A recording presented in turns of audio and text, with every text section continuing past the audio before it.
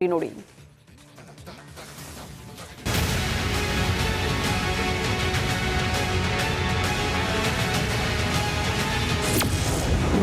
ರೇಣುಕಸ್ವಾಮಿ ಕೊಲೆ ಮಾಹಿತಿ ಬಹಿರಂಗ.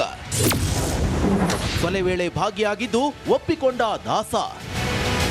ಚಿತ್ರದುರ್ಗದ ರೇಣುಕಸ್ವಾಮಿಯ ಕೊಲೆ ಬರ್ಬರ ಹತ್ಯೆ ವಿಕೃತವಾಗಿ ಕ್ರೌರ್ಯ ಮೆರೆದ ದರ್ಶನ್ ಅಂಡ್ ಗ್ಯಾಂಗ್ ಜೈಲು ಸೇರಿದೆ. 17 ಜನರು ಸೇರಿ ಅಮಾಯಕನನ್ನ ಭೀಭತ್ಸವಾಗಿ ಹಲ್ಲೆ ಮಾಡಿ ಕೊಂದ್ರು. ಆದರೆ ಇದರಲ್ಲಿ ಯಾರು ಹಲ್ಲೆಗೆ ರೇಣುಕಸ್ವಾಮಿ ಪ್ರಾಣ ಪಕ್ಷಿ ಹಾರಿ ಹೋಯಿತು ಎಂಬುದು ಈವರೆಗೂ ನಿಗೂಢವಾಗಿತ್ತು. ಇದೀಗ ಆ ನಿಗೂಢಕ್ಕೆ ಬಯಲಾಗಿದೆ. ಹೌದು, ರೇಣುಕಸ್ವಾಮಿಯನ್ನ ಕೊಲೆ ಮಾಡಿ ಶವ ಬಿಸಾಕಿದ ನಂತರ ಸ್ನೇಹಿತನ ಬಳಿ ಕತೆ ಹೇಳಿದ್ದ ಆರೋಪಿ ನಂಬರ್ 8 ರವಿಶಂಕರ್. ಈ ವಿಚಾರವನ್ನ ಪೊಲೀಸರು ತನಿಖೆಯಲ್ಲಿ ಬಾಯ್ಬಿಡಿಸಿದ್ದಾರೆ. ಅಲ್ಲದೆ ಕತೆ ಕೇಳಿಸಿಕೊಂಡಿರುವಂತಹ ಸ್ನೇಹಿತನನ್ನೇ ಪೊಲೀಸರು ಈಗ ಸಾಕ್ಷ್ಯ ಮಾಡಿದ್ದಾರೆ. ಚಿತ್ರದುರ್ಗದಿಂದ ರೇಣುಕಸ್ವಾಮಿಯ ಕಿಡ್ನಾಪ್ ಮಾಡಿದ್ದು ಇದೇ ರವಿಶಂಕರ್. ಶವ ಬಿಸಾಕಿ ತೆರಳಿ ನಡೆದಿದ್ದನ್ನೆಲ್ಲ ಸ್ನೇಹಿತನ ಬಳಿ ಹೇಳಿದ್ದ. ಈಗ ಆತನನ್ನು ಪ್ರಮುಖ ಸಾಕ್ಷಿ ಹೇಳಿಕೆಯಾಗಿ ದಾಖಲಿಸಿಕೊಂಡಿದ್ದಾರೆ. ನಾನು ಕೊಲೆಯಲ್ಲಿ ಭಾಗಿಯಾಗಿದ್ದೇನೆಂದ್ರಂತೆ ಭೂಪತಿ. ದರ್ಶನ್ ಅಂಡ್ ಗ್ಯಾಂಗ್ ವಿರುದ್ಧ ಹಂತ ಹಂತದಲ್ಲೂ ಸಾಕ್ಷಿ ಸ್ಟ್ರಾಂಗ್ ಆಗ್ತಿದೆ. ದರ್ಶನ್ ಸುತ್ತಮುತ್ತಲಿನವರಿಂದಲೇ ಮಹತ್ವದ ಸಾಕ್ಷಿಗಳು ಸ್ಟ್ರಾಂಗ್ ಎವಿಡೆನ್ಸ್ ಆಗ್ತಾ ಇವೆ. ಇದಷ್ಟೇ ಅಲ್ಲದೆ ಕೊಲೆಯಲ್ಲಿ ಭಾಗಿಯಾಗಿರುವುದು ಸ್ವತಃ ದರ್ಶನ್ ಒಪ್ಪಿಕೊಂಡಿದ್ದಾರೆ. ಕೊಲೆಗೆ 83,000 ಹಣವನ್ನ ಬಳಸಿಕೊಂಡಿರುವುದಾಗಿ ಒಪ್ಪಿಕೊಂಡಿದ್ದಾರೆ. ಸ್ವಇಚ್ಛಾ ಹೇಳಿಕೆ ನೀಡುವಾಗ ಒಪ್ಪಿಕೊಂಡಿರೋ ಆರೋಪಿ Darshan makeup man, costume designer, Stoney Brook ಸಿಬ್ಬಂದಿಯಿಂದಲೂ ದರ್ಶನ್ ಭಾಗಿ ಬಗ್ಗೆ ಹೇಳಿಕೆ ನೀಡಿದ್ರು. ಮನೆ, resto bar, shooting spot, Mysuru gym ಸೇರಿ ಹಲವೆಡೆಯ ಪ್ರಮುಖ ಸಾಕ್ಷಿಗಳನ್ನ ದಾಖಲಿಸಿರುವ ಪೊಲೀಸರು ಪಿನ್ ಟು ಪಿನ್ ಮಾಹಿತಿಯನ್ನ ಕಲೆ ಹಾಕಿದ್ರಂತೆ. ಸಾಕ್ಷಿಯೆಲ್ಲ ಸಿಕ್ಕ ಹಿನ್ನೆಲೆ ಚಾರ್ಜ್ ಶೀಟ್ ಸಲ್ಲಿಕೆ ಮಾಡಲು ಮುಂದಾಗಿದ್ರಂತೆ. Bureau report, republic Kannada.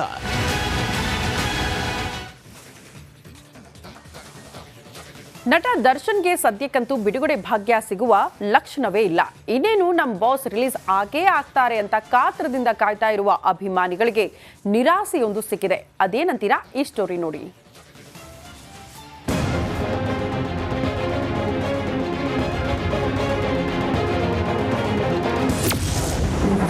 ದರ್ಶನ್ಗೆ ಶುರುವಾಯ್ತು ಹೊಸ ಸಾಕ್ಷಿ ಕಂಟಕ. ಭೂಪತಿ ವಿರುದ್ಧ ಹೈ ವಿಟ್ನೆಸ್ ಆದ ಆಪ್ತ. ರೇಣುಕಸ್ವಾಮಿ ಕೊಲೆ ಕ್ರೌರ್ಯ ನಡೆದ ದಿನದಿಂದಲೂ ನಟ ದರ್ಶನ್ ನಸೀಬು ಸರಿಲ್ಲ ಅನ್ಸುತ್ತೆ.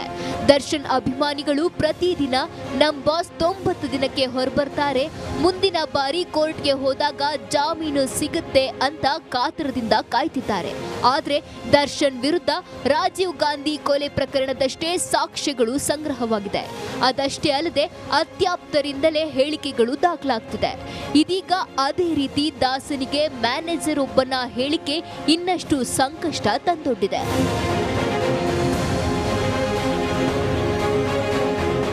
ನಟ ದರ್ಶನ್ ಸೇರಿ ಇಡೀ ಗ್ಯಾಂಗ್ ವಿರುದ್ಧ 33 ಸಿಸಿಟಿವಿ, 180 ಸಾಕ್ಷ್ಯ ಸಂಗ್ರಹ, 10ಕ್ಕೂ ಹೆಚ್ಚು ಪ್ರತ್ಯಕ್ಷದರ್ಶಿಗಳ ಹೇಳಿಕೆ ಸಂಗ್ರಹಿಸಿರುವ ಕಾಮಾಕ್ಷಿಪಾಳ್ಯ ಪೊಲೀಸರು ಇದೀಗ ಮತ್ತೊಂದು ಹೈ ವಿಟ್ನೆಸ್ ಕಲೆಕ್ಟ್ ಮಾಡಿದೆ.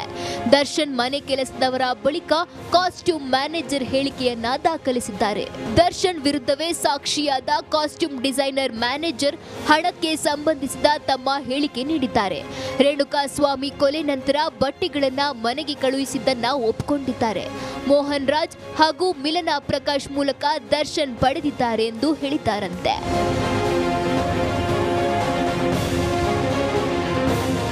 ಕೊಲೆಯನ್ನ ಮುಚ್ಚಿ ಹಾಕಲು ತನ್ನ ಮ್ಯಾನೇಜರ್ ಮುಖಾಂತರವೇ ಇಬ್ಬರಿಗೂ ಸಂಪರ್ಕ ಮಾಡಿದ್ದ ದರ್ಶನ್ ಮನೆಗೆ ಬಂದು ಬಟ್ಟೆ ಬದಲಾಯಿಸಿದ್ರಂತೆ. ಈ ಬಟ್ಟೆಗಳನ್ನ ವಿಜಯಲಕ್ಷ್ಮಿ ಮನೆಗೆ ತಲುಪಿಸಿದ್ದ ಕಾಸ್ಟ್ಯೂಮ್ ಮ್ಯಾನೇಜರ್ನನ್ನೇ ಪೊಲೀಸರು ಸಾಕ್ಷಿಗಳನ್ನಾಗಿ ಮಾಡಿದ್ದಾರೆ. Bureau report, republic Kannada.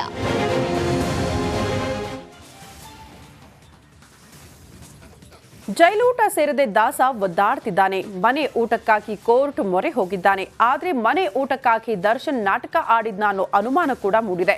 ಇದರ ಹಿಂದೆ ಹಲವು ಕಾರಣಗಳು ಕೂಡ ಅಡಗಿದೆ. ಅದೇನಂತೀರಾ? ಈ ಸ್ಟೋರಿ ನೋಡಿ.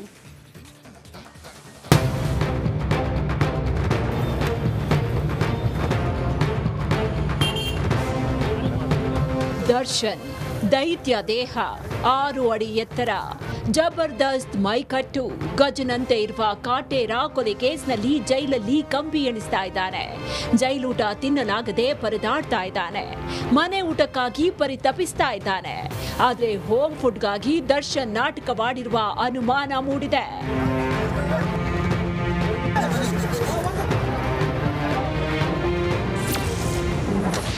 ಮನೆ ಊಟಕ್ಕಾಗಿ ನಾಟಕವಾಡಿದ್ರ ದರ್ಶನ್? ನಿಜ, ಜೈಲಲ್ಲಿರುವ ದರ್ಶನ್ ಮನೆ ಊಟಕ್ಕಾಗಿ ನಾಟಕ ಆಡಿದ್ರ ಅನ್ನೋ ಗುಮಾನಿ ಎದ್ದಿದೆ. ಕಾರಣ, ನಟ ದರ್ಶನ್ ಮನೆ ಊಟಕ್ಕಾಗಿ ನ್ಯಾಯಾಲಯಕ್ಕೆ ಸಲ್ಲಿಸಿದ್ದ ಅರ್ಜಿಗೆ ಪ್ರಾಸಿಕ್ಯೂಷನ್ ಇಂದ ಆಕ್ಷೇಪಣೆ ಸಲ್ಲಿಕೆಯಾಗಿದೆ. ಇದೇ ಪ್ರಾಸಿಕ್ಯೂಷನ್ ಸಲ್ಲಿಸಿರುವ ಆಕ್ಷೇಪಣೆಯಲ್ಲಿ ದಾಸ ಕಳ್ಳಾಟ ಆಡಿರುವ ಬಗ್ಗೆ ಅನುಮಾನ ಮೂಡಿದೆ.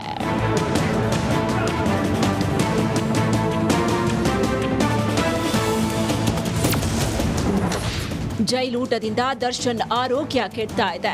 ಹೀಗಾಗಿ ಮನೆ ಊಟಕ್ಕೆ ವ್ಯವಸ್ಥೆ ಮಾಡಬೇಕು ಅಂತ ದರ್ಶನ್ ಪರ ವಕೀಲರು ಕೇಳ್ಕೊಂಡಿದ್ದಾರೆ. ಆದ್ರೆ ಜೈಲು ಪಾಲಾಗುವವರೆಗೂ ದರ್ಶನ್ಗೆ ಯಾವುದೇ ಅನಾರೋಗ್ಯ ಇರಲಿಲ್ಲ. ಜೈಲಿಗೆ ಹೋದ ನಂತರವೂ ಯಾವುದೇ ಅನಾರೋಗ್ಯ ಇಲ್ಲ.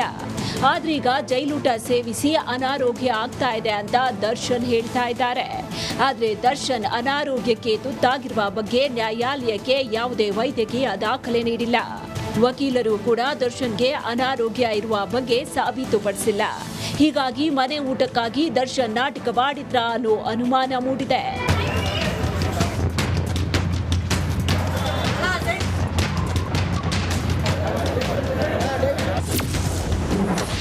ದರ್ಶನ ಸಿಗದೆ ನಟ ಶ್ರೀಕಾಂತ್ ವಾಪಸ್. ಜೈಲಿನಲ್ಲಿರುವ ನಟ ದರ್ಶನ್ ಅನ್ನ ನೋಡೋದಕ್ಕೆ ಅಭಿಮಾನಿಗಳು, ಸೆಲೆಬ್ರಿಟಿಗಳು, ಕುಟುಂಬಸ್ಥರು ಭೇಟಿ ನೀಡ್ತಾನೆ ಇದ್ದಾರೆ. ಇವತ್ತು ಒಲವೇ ಮಂದಾರ ಸಿನಿಮಾದ ನಾಯಕ ನಟ ಶ್ರೀಕಾಂತ್ ದಾಸನನ್ನ ನೋಡೋದಕ್ಕೆ ಜೈಲಿನತ್ತ ಬಂದಿದ್ರು.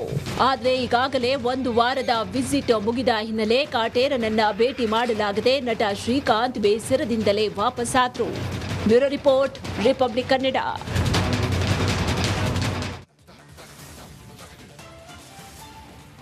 ಕೊಡಗು ಜಿಲ್ಲೆಯಲ್ಲಿ ರೈತರು ಲಾಭವಿಲ್ಲ ಎಂಬ ಕಾರಣಕ್ಕಾಗಿ ಭತ್ತದ ಗದ್ದೆಗಳನ್ನು ಪಾಳು ಬಿಟ್ಟಿದ್ದಾರೆ. ಅಂತಹ ಕೃಷಿಕರಿಗೆ ಈಗ ಒಂದು ಶುಭ ಸುದ್ದಿ ಸಿಕ್ಕಿದೆ. ಕೊಡಗಿನ ನಿವೃತ್ತ ಸೈನಿಕರೊಬ್ಬರು ಭತ್ತ ಬೆಳೆಯೋದಕ್ಕೆ ವಿಭಿನ್ನ ವಿಧಾನವನ್ನು ಅನುಸರಿಸಿದ್ದು ಸೈ ಎನಿಸಿಕೊಂಡಿದ್ದಾರೆ. ಆ ಕುರಿತ ಒಂದು ಸ್ಪೆಷಲ್ ರಿಪೋರ್ಟ್ ಇಲ್ಲಿದೆ ನೋಡಿ.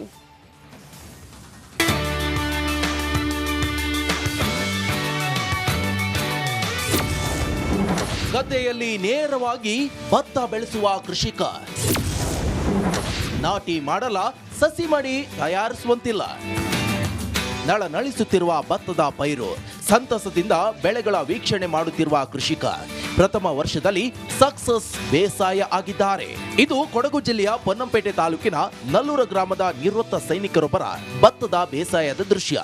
ಕೈಯಲ್ಲಿ 2 ರಾಷ್ಟ್ರ ಪ್ರಶಸ್ತಿ, ರಾಜ್ಯ ರಾಜ್ಯೋತ್ಸವ ಪ್ರಶಸ್ತಿ ಪಡೆದ ಗಣೇಶ್ ತಿಮ್ಮಯ್ಯ ಕೃಷಿಯಲ್ಲಿ ಏನಾದರೊಂದು ಹೊಸತನ ಕಂಡು ಹಿಡಿಯುತ್ತಿದ್ದಾರೆ. ಕಡಿಮೆ ಖರ್ಚು ಮಾಡಿ ಹೆಚ್ಚು ಆದಾಯ ಪಡೆಯುವಂತಹ ಕೃಷಿಯತ್ತ ಒಲವು ಹೊಂದಿದ್ದಾರೆ.